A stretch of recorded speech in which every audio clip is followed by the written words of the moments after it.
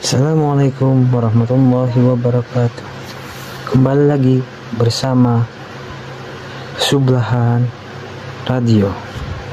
Untuk menambah semangat, jangan lupa di like dan subscribe serta tekan tombol lonceng biar tidak ketinggalan cerita horor di channel ini.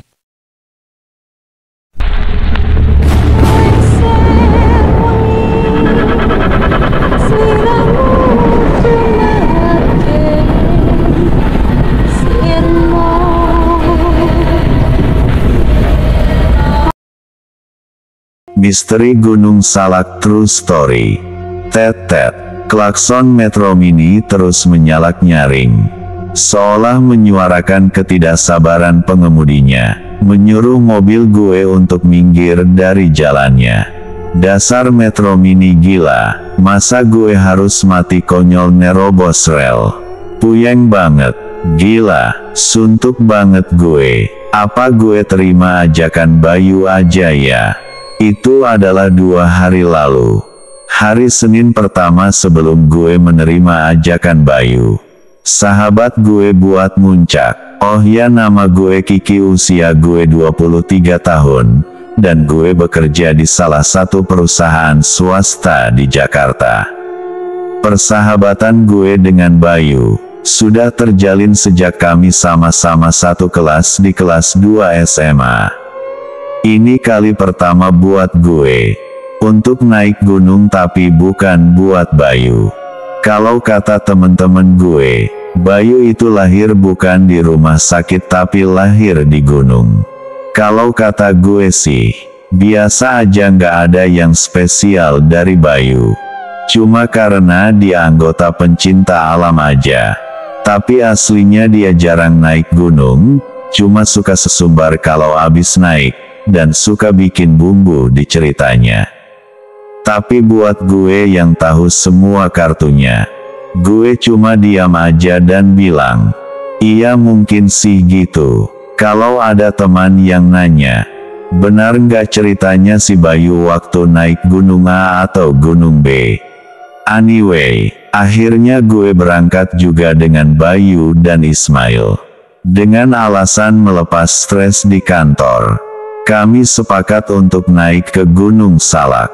Nama Gunung Salak berasal dari nama Salaka, yang artinya perak dalam bahasa Sanskerta. Gunung Salak merupakan salah satu gunung di Jawa Barat, yang masih menyimpan banyak misteri. Konon katanya, jika niat kita tidak baik, maka akan celaka nantinya, dan sangat pantang untuk bertanya di mana buah salaknya ketika sedang mendaki. Walaupun itu dimaksudkan hanya untuk bercanda. Pantang sekali bagi pendaki untuk berperilaku sombong atau tidak sopan seperti bercanda berlebihan atau mengejek sesuatu ketika mendaki. Karena hal itu akan membuat penghuni gunung murka. Gue adalah satu-satunya perempuan di kelompok ini. Sebenarnya tadinya ada teman perempuan kita, yang bernama Sani, yang ingin berangkat bersama. Namun ia cancel berangkat di menit terakhir. Karena nggak mendapatkan cuti. Walau cuma bertiga, akhirnya kami memutuskan untuk berangkat juga. Bayu secara nggak langsung menjadi pemimpin di kelompok. Karena selain dia anak pencinta alam, dia cerita dia sudah 2 kali berhasil muncak di gunung ini. Kita sepakat memilih jalur pendakian yang terpendek. Walaupun terkenal sulit medannya, selesai registrasi kita mulai jalan menuju Gerbang Rimba. Dan sesampainya di sana, Ismail mengeluarkan HP, dan kami pun berfoto bersama secara bergantian. Ketika giliran gue memotret, secara aneh foto yang gue ambil gak pernah fokus. Dan selalu berbayang sampai akhirnya, Bayu gak sabar dan mengambil alih untuk memotret. Ah bego amat Loki. Masa moto aja lo gak becus begitu, bagaimana di atas nanti? Nangis lagi lo minta pulang. Gue udah nggak heran lagi sama sikap Bayu. Yang songong memang begitu sikap dia. Jadi gue nggak ambil pusing. Tapi yang bikin gue heran dan aneh, kenapa foto yang gue ambil nggak pernah fokus dan selalu ngeblur. Segera gue buang jauh-jauh pikiran negatif deh. Takut diaminin setan. Apalagi kita baru aja mau mulai pendakian. Setelah berdoa dan tos bareng-bareng, kita mulai masuk ke dalam gerbang besi yang tampak sudah berkarat dan berlumut. Jadi menambah kesan angker gunung ini menurut gue. Tapi lagi-lagi gue buang jauh-jauh pikiran negatif. Dan gue menyelipkan sebuah doa agar semua lancar dan aman selama pendakian sampai kita turun lagi ke sini. Kami memulai pendakian. Jalur menuju pos pertama bisa dibilang tidak terjal. Walaupun di beberapa titik treknya agak tricky. Karena melewati jalanan rawa dan berlumpur. Apalagi ketika kita mulai mendaki mulai turun gerimis. Dan membuat trek semakin sulit dilewati. Karena lumpur yang cukup dalam. Dan pohon yang tumbang melintang di jalan. Berkali-kali gue tergelincir. Dan kita memutuskan untuk istirahat sebentar. Memakai jas hujan karena hujan turun semakin deras. Di antara suara hujan yang makin deras, gue mendengar suara desahan nafas seseorang. Ses, lo denger suara orang nafas enggak? Itu dari arah situ. Nafas. Enggak Ki, kalau lu Bey. Ismail mendekatkan telinganya ke arah semak-semak yang gue tunjuk. Ah perasaan lo aja kali Ki, cuma suara hujan itu. Iya mungkin karena dingin gue jadi berhalusinasi kali ya. Tapi sebenarnya gue cukup yakin. Kalau itu adalah suara nafas yang sangat jelas. Datang dari arah semak-semak di sebelah sana. Tapi karena takut dianggap lebay sama Bayu dan Ismail. Akhirnya gue kembali mencoba berpikir positif. Ketika hujan mulai mereda, kali ini benar kami mendengar suara langkah mendekat. Dan ternyata kelompok lain baru saja tiba di tempat ini. Ki kayaknya tadi yang lo dengar suara nafas mereka ya. Mel berbisik pelan. Ia takut para pendaki itu mendengar bisikannya. Ya nggak mungkin lah Mel. Mereka kan datang dari bawah.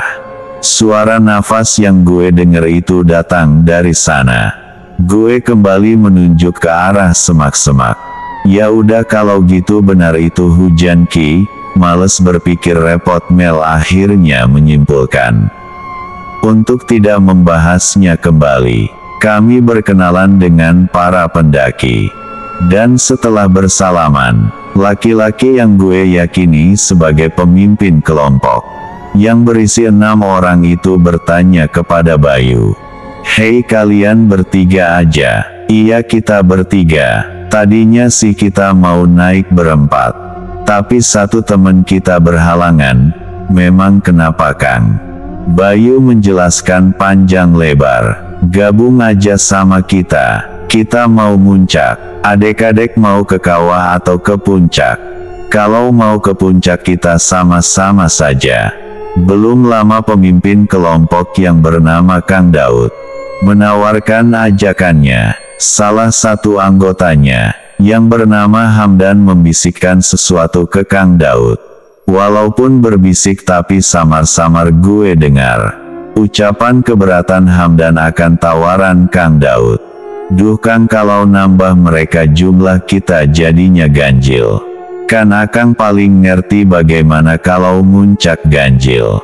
Seolah mampu menepis kegusaran Hamdan. Dengan sebuah kibasan tangan di udara, Kang Daud berbicara dalam bahasa Sunda. Nu penting jaga kalakuan jaga omongan. Ulah metik tanaman engasnah na jeung tong sok ngaruksak alam. Ya kira-kira artinya kayak begini. Yang penting jaga ucapan jaga kelakuan.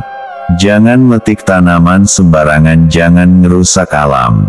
Hamdan mundur teratur. Dan tampaknya nggak bisa mengubah keputusan Kang Daud untuk menawari kami untuk bergabung. Jadilah kami bersembilan melanjutkan pendakian. Setelah hujan telah benar-benar berhenti.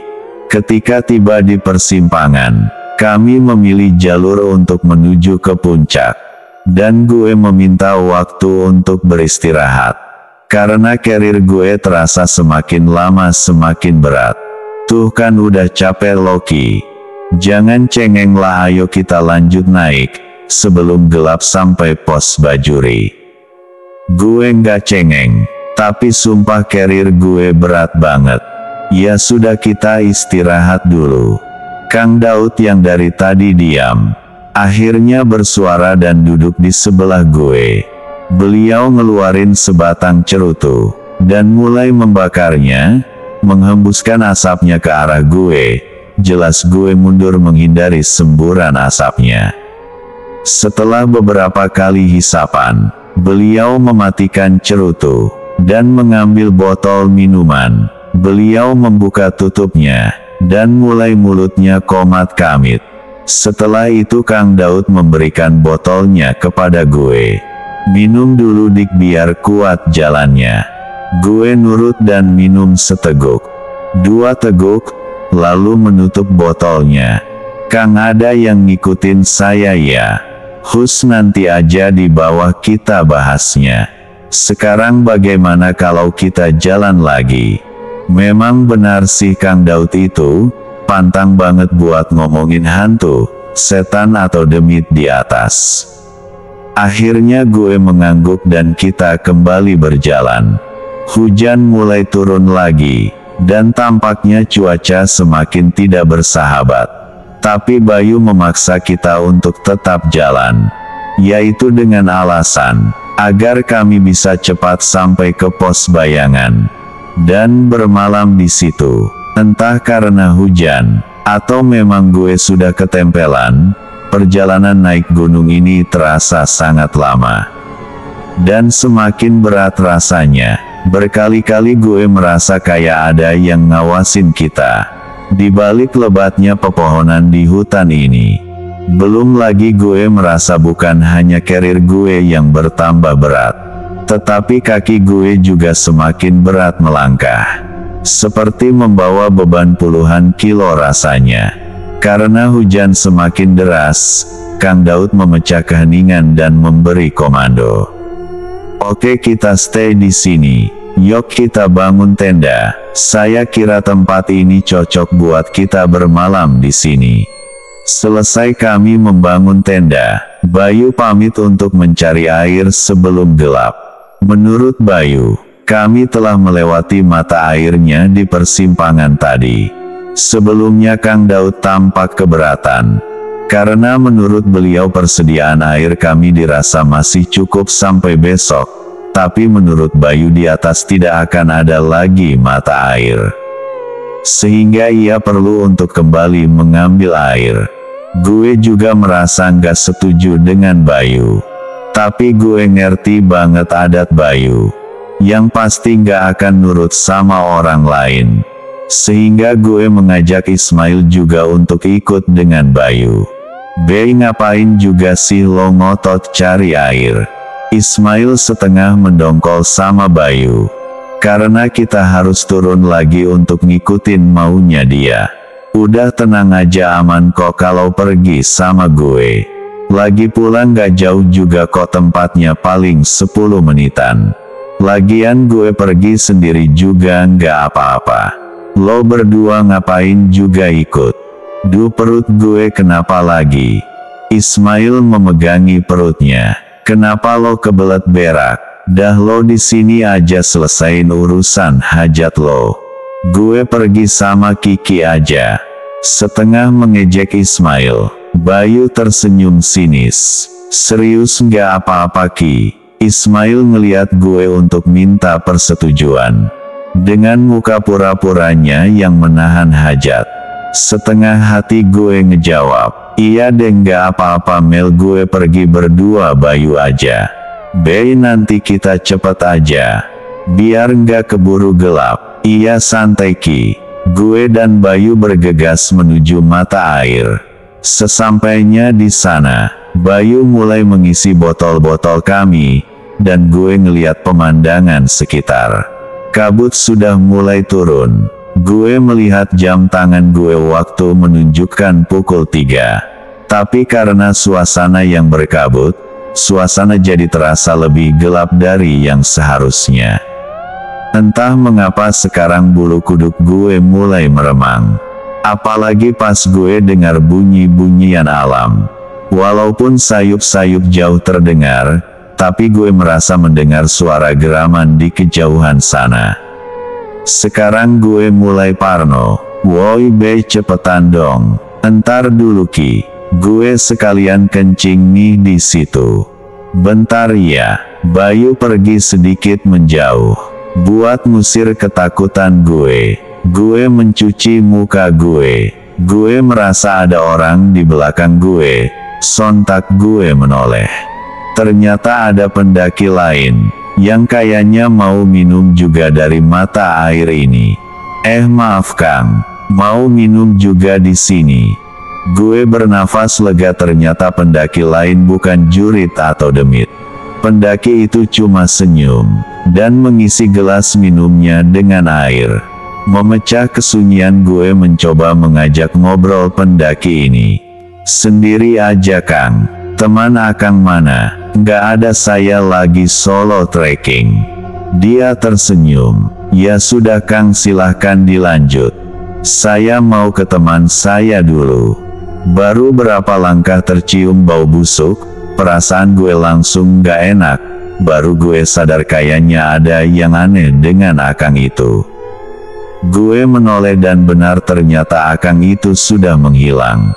Gak mungkin. Baru berapa langkah gue pergi, Akang itu sudah hilang dan tidak ada sama sekali. Suara langkah dia pergi dari tempat ini.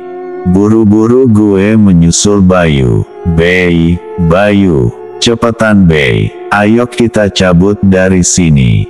Cepat, ngapain sih lo buru-buru banget Ki? Udah deh Bey, cepetan Bey, tadi gue ketemu setan. Gue setengah menyeret Bayu menjauh dari situ. Wah hoki dong lo lihat setan. Kata emak gue kalau lihat setan tuh lo mau dapat duit. Nggak lucu lo Bey. Buruan ayo kita cabut dari sini.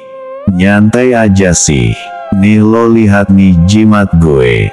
Nggak akan ada apa-apa selama ada ini.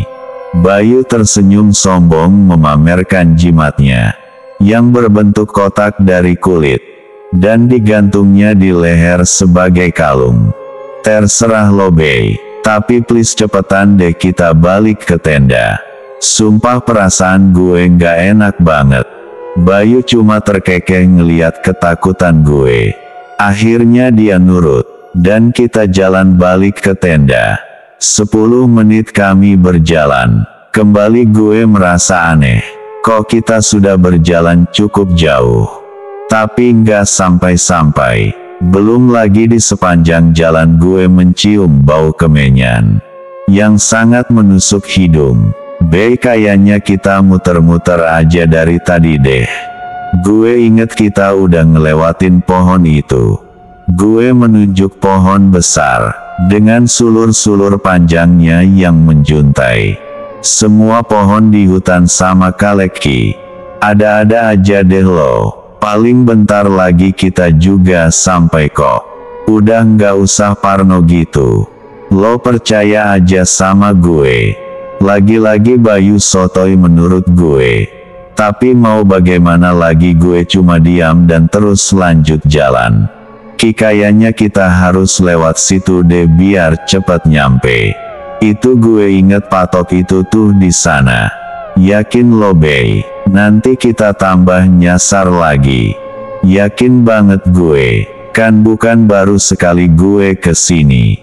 Ya udah, gue tandain dulu pohon ini pakai slayer gue. Jadi kalau lo salah kita bisa balik lagi ke jalur ini. Ya udah cepet.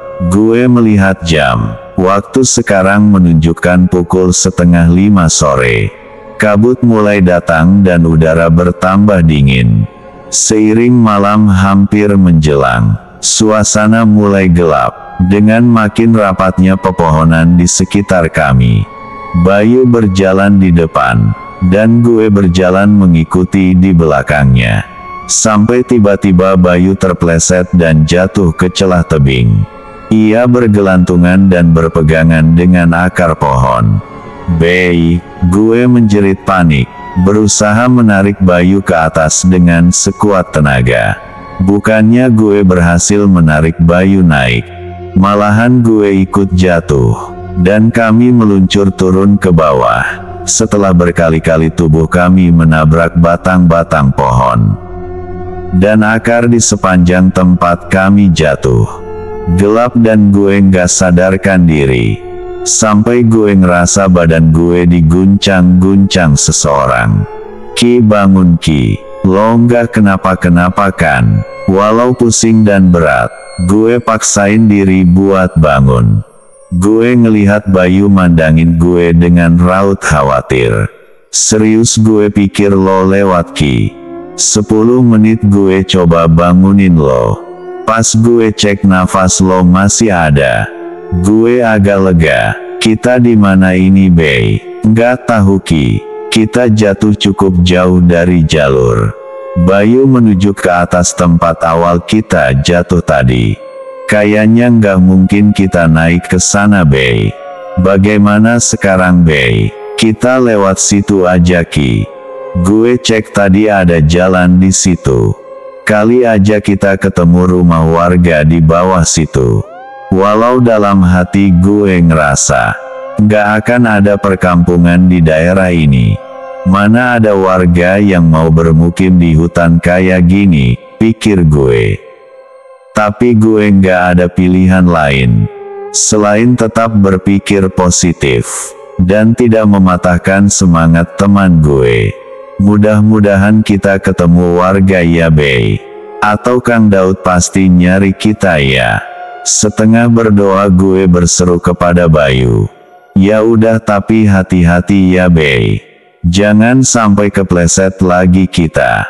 Lo bisa bangun kan Ki?" Saking takutnya, gue lupa ngecek keadaan gue. Selain luka-luka di kaki karena celana gue yang terkoyak, gue ngerasa kaki gue sedikit kebas. Ternyata kaki kanan gue terkilir, sehingga Bayu harus memapa gue untuk berjalan. Bayu menawari gue untuk berhenti berkali-kali. Karena melihat kondisi kaki gue mencoba menahan sakit, dan memilih untuk terus jalan. Kita akhirnya sampai di tempat yang landai. Di ujung jalan terdapat sebuah gubuk, yang tampak seperti warung. Walaupun tidak ada penerangan listrik, dan hanya mengandalkan beberapa obor di sisi kanan kiri gubuk itu. Tampak sangat terang di tengah gelapnya hutan ini. Hati kecil gue menyerukan untuk segera lanjut pergi menjauhi warung itu. Tapi Bayu bersikeras untuk pergi ke sana untuk meminta pertolongan. "Ki, ada warung. Kita bisa minta tolong sama pemilik warungnya. Mana wangi banget lagi pisang gorengnya. Gue lapar Ki, yuk kita ke situ." "Bei, yakin lo itu warung beneran? Kok gue nggak cium wangi pisang goreng seperti kata lo tadi?" "Yah bener lah Ki, nggak mungkin lah kita berdua salah lihat. Pisang gorengnya juga wangi. Beneran kok, pasti warung bener itu Ki. Coba aja ke sana yuk.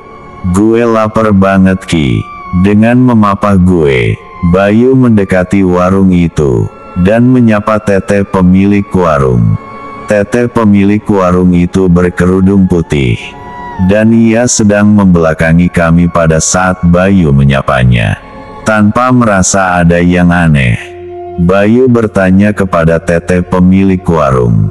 "Teh, ayah pisang gorengnya?" "Iya sebentar ya, ini lagi saya goreng." Tanpa menoleh Teteh pemilik warung menjawab Bayu. "Bei, gue pengen pipis." Tiba-tiba gue nggak bisa menahan untuk nggak pipis. Teh, temen saya pengen pipis. Di mana atuh kamar mandina? Ada di belakang ah. Mau gue anter ki? Bayu menawarkan diri. Tapi gue tahu Bayu tampak tidak sabar menunggu pisang goreng tete itu matang. Jadi gue mutusin buat coba pergi sendiri. Gak usah Bey, gue bisa kayaknya. Benar kamar mandi yang dimaksud ada di belakang gubuk ini. Sama dengan warung teteh di depan. Di sini pun tidak ada lampu buat penerangan. Hanya ada obor di depan pintu kamar mandi. Gue masuk. Gue berjongkok dan mulai pipis. Gak lama terdengar orang menggedor-gedor pintu tanda tidak sabar. Sebentar saya lagi pipis. Gue teriak buat menghentikan orang yang menggedor pintu. Gedoran pintu berhenti dan keadaan hening sebentar. Tapi ketika gue hendak mengaitkan celana setelah selesai pipis, gedoran tidak sabar dimulai lagi.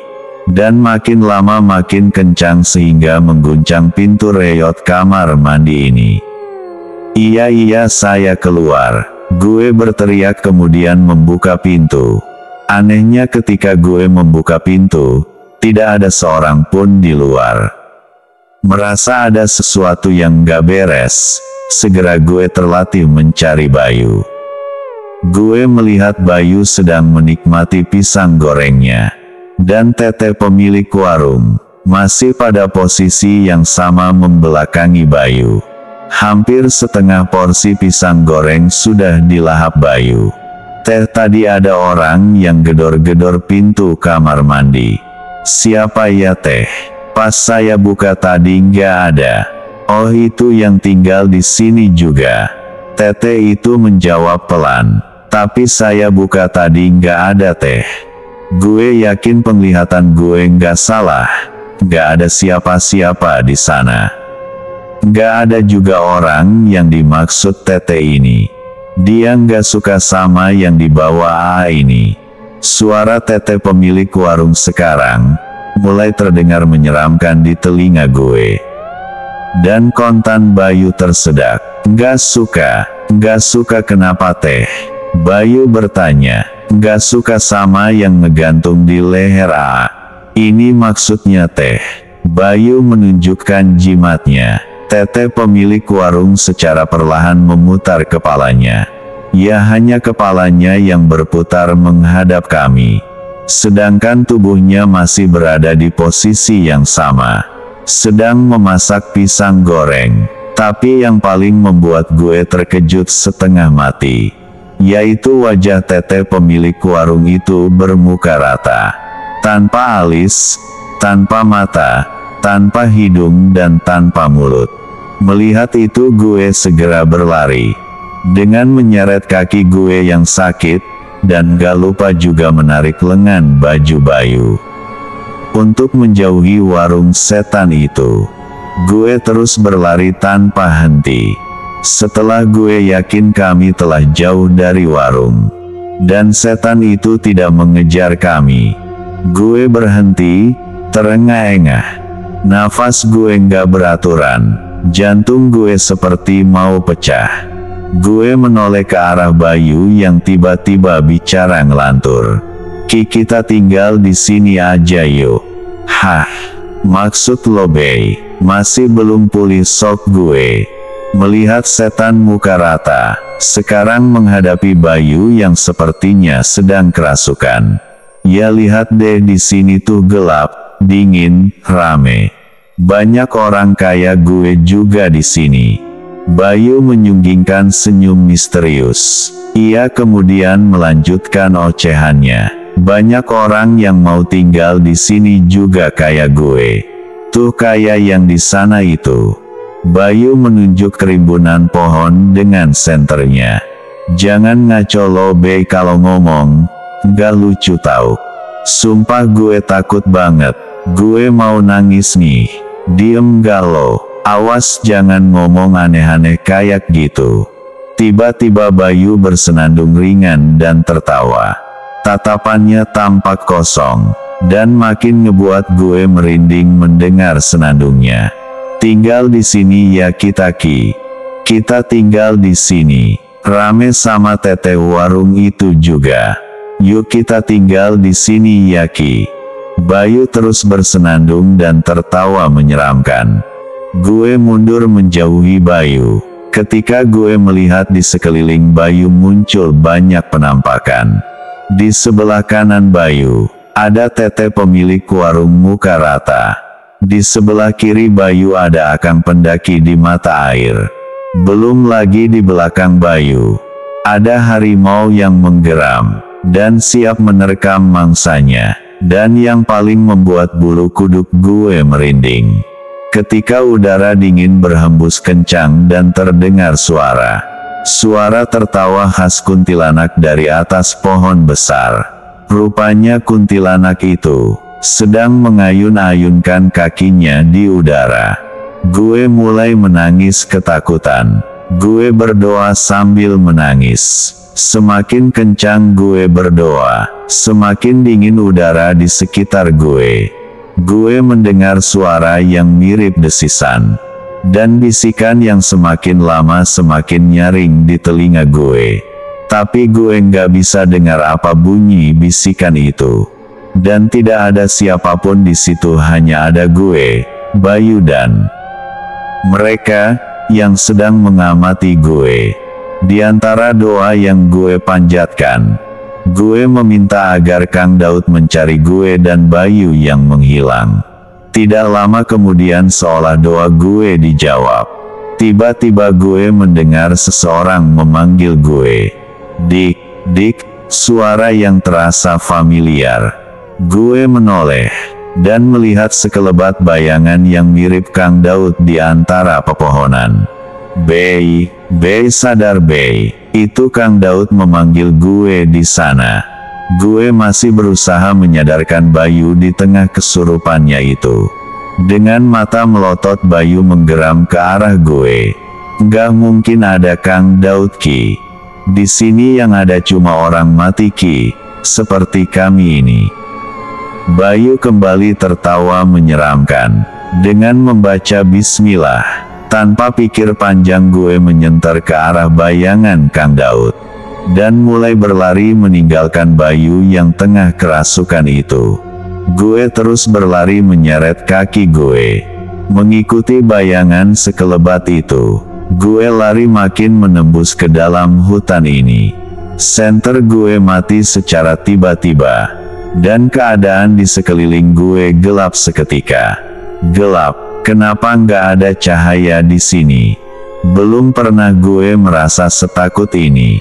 Tolong, siapapun di sana, mengapa suara gue nggak keluar? Sekuat tenaga gue berteriak, tapi nggak ada satu kata yang keluar, seolah gue seorang bisu yang berusaha bicara lantang. Makin gue teriak, makin tenggorokan ini terasa tercekik, terhimpit dalam gelap. Tidak, suara itu semakin mendekat. Suara aneh yang gak mungkin berasal dari makhluk nyata. Bukan hewan, jelas bukan manusia. Suara kombinasi antara desisan dan bisikan. Suara halus yang pelan tapi terasa nyaring di telinga. Berusaha sekuat tenaga gue gerakin kaki untuk hengkang jauh dari sini. Menarik kaki gue yang terseret-seret menjauh. Gue berusaha semakin menjauhi suara yang semakin jelas mengejar di belakang. Suara itu semakin jelas, membentuk suatu kata yang pantang diucap pendaki. Mati. Gue terus berlari menyeret kaki sambil menangis. Tolong, gue nggak ingin mati di sini, tolong. Akhirnya gue bisa juga berteriak. Tapi percuma gue berteriak. Nggak ada orang juga di sini. Tapi gue nggak mau mati. Gue harus menjauhi siapapun yang mengejar gue di belakang. Entah Bayu, entah setan lain yang mengejar gue. Kang Daud, gue berteriak memanggil, berharap sekelebat bayangan mirip beliau kembali menampakkan diri. Dan kembali gue melihat bayangan itu, berkelebat menunjukkan arah. Kembali gue berlari mengikuti bayangan itu. Sampai terdengar gemericik air. Bayangan itu hilang seiring dengan subuh yang mulai datang. Gue terus berjalan mengikuti suara air, sampai tiba di sebuah mata air. Gue nggak kuat lagi berlari. Tenaga gue sudah habis. Kaki gue juga sakit bukan main. Gue terduduk di salah satu bebatuan, berharap menunggu bantuan datang. Kang Daud pasti juga sedang mencari gue dan Bayu. Karena semalaman kami tidak pulang. Karena terlalu lelah gue akhirnya tertidur. Dan terbangun karena sebuah tepukan. Ternyata seorang warga menemukan gue sedang tertidur. "Jangan tidur di sini, Neng. Bahaya atuh, Neng. Tolong saya, Pak, saya tersesat." Gue menangis karena merasa lega akhirnya bertemu dengan bantuan.